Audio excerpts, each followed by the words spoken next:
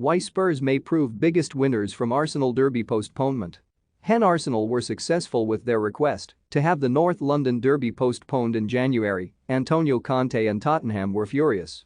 Conte described the way the Premier League handled postponements, which has subsequently changed, as a mess, and he had not cooled down in March when Mikel Arteta moaned about the tight turnaround between some of Arsenal's fixtures. If someone wants to think about fair or unfair, it was postpone the game, Tottenham v Arsenal, if you remember, he said. I don't forget this. Conte has cut a more measured and reserved figure this week when asked about the January postponement, which came about after Arsenal had cited a depleted squad due to COVID, and perhaps that is because it is no longer as clear who has benefited most from the rescheduling. In January, it felt like Arsenal were the big winners. Although they had only one COVID case, their squad had been decimated by injuries and players being away at the Africa Cup of Nations. They were also reeling from a late defeat by Manchester City and being knocked out of the FA Cup by Nottingham Forest.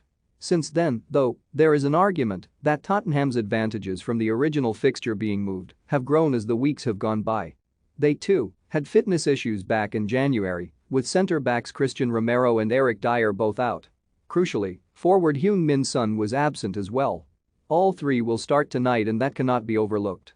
Dyer has brought a calmness to Spurs' back three, while Romero is enjoying a fine second half of the season and showing why he was so highly regarded in Italy. And then there is Son, whose tally of 20 Premier League goals this season is bettered only by Mohamed Salah. He has come alive during the run-in, and his haul of 9 goals in his past 7 games means he is one of the informed players right now.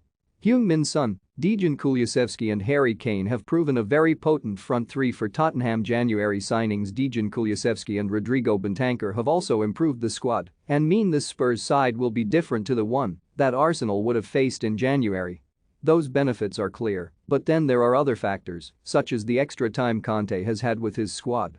The Italian, who is renowned for drilling players tactically, has had time to mold the team in his image, and Saturday's 1-1 draw at Anfield showed how the hard work is paying off.